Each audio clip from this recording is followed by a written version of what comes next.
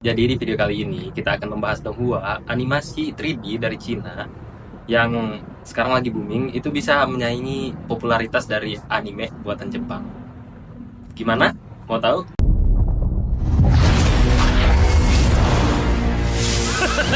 这珠子是老子的了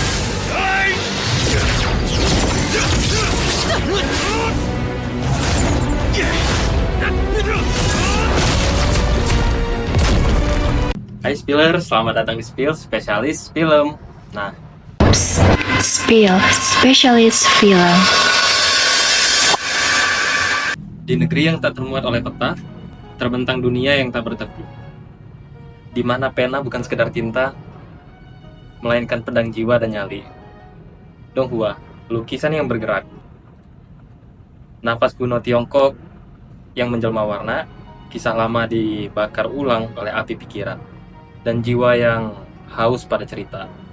Setiap garis bukan hanya sketsa, tapi guratan takdir yang ditenun pelan-pelan.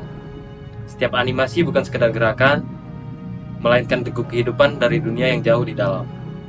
Dan kita, para penonton, yang diam, tak sadar bahwa tiap episode, kita sedang bertamasya ke takdir lain, mengintip nasib yang bukan milik kita, namun entah kenapa terasa akrab di dada. Renegade Immortal, Karma, Kesunyian, dan Sebelah Jiwa. Wang Lin, anak langit yang menolak takdir. Ia bukan pahlawan dalam cerita klasik, bukan anak ramalan, bukan pembawa damai. Wang Lin adalah arwah kesunyian yang dirampas dunia lalu membalasnya diam-diam. Ia berjalan di jalan karma, di atas batu-batu, dendam dan kehilangan, tanpa lentera selain kenangan dan nama-nama yang tak lagi bisa ia panggil. Dalam dunia kultivasi yang memuja kekuatan, ia memilih jalan yang tak mulus, penuh darah, penuh luka, penuh penyangkalan, seperti seorang manusia yang masih mencoba jadi dewa. Dunia yang suram namun hidup.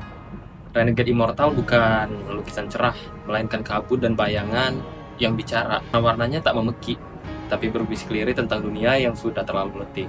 Cahayanya lembut, kadang muram seperti matahari di balik awan karma. Desain dunianya bukan sekedar surgawi, melainkan penjara langit bagi mereka yang ingin membebaskan diri.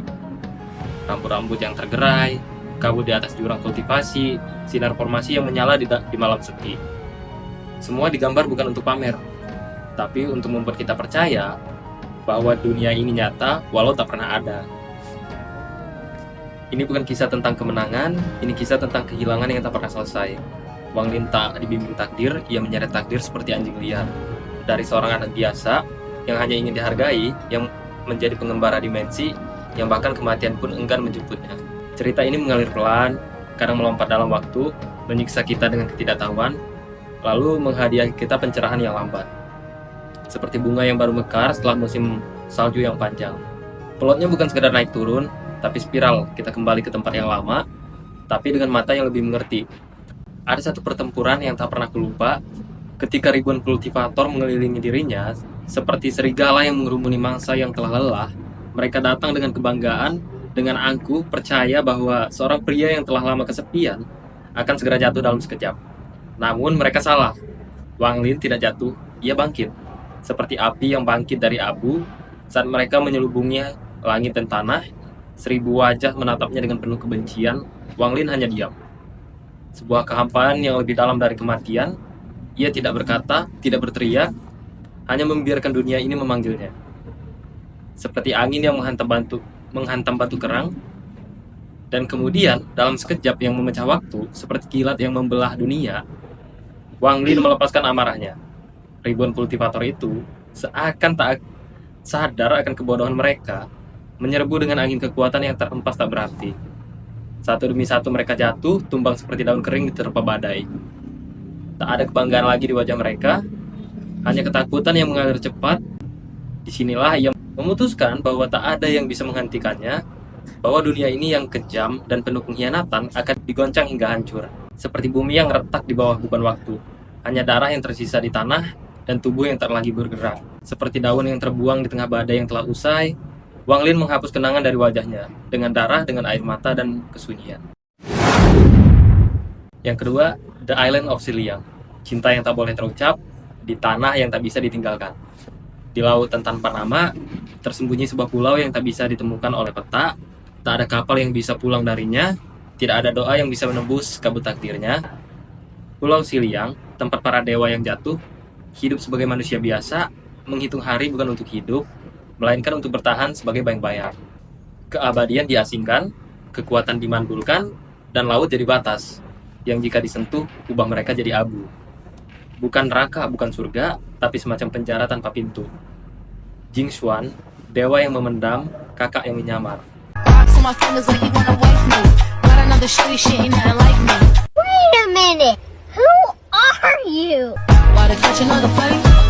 Apple bottom, make 'em wanna fight. I just wanna have a good night. I just wanna have a good night. Nah, Jing Xuan bukan pemuda dengan tulang dewa yang masih berkilau, ia masih bisa terbang, satu-satunya dari mereka, tapi sayapnya hanya mengantarkannya pada satu arah, kenangan. Animasinya begitu nyata, hingga kerut kulit pun tampak hidup, tanpa sadar bahwa ini bukan manusia, melainkan wujud digital yang begitu dekat dengan jiwanya. Tapi Jing Xuan bukan sekedar karakter tampan, ia adalah warisan luka, anak dari Yingmo dan Sang Zhen, dua dewa yang mencoba kabur lalu hancur jadi debu di pelukan laut dan keputusasaan. Cinta di Pulau Siliang tidak pernah lantang, ia bersembunyi di balik tatapan, di balik marah yang tak bisa dijelaskan, di balik nasihat seorang tetua yang sebenarnya hanya pemuda dengan hati yang luka. Hingga akhir kita tak tahu.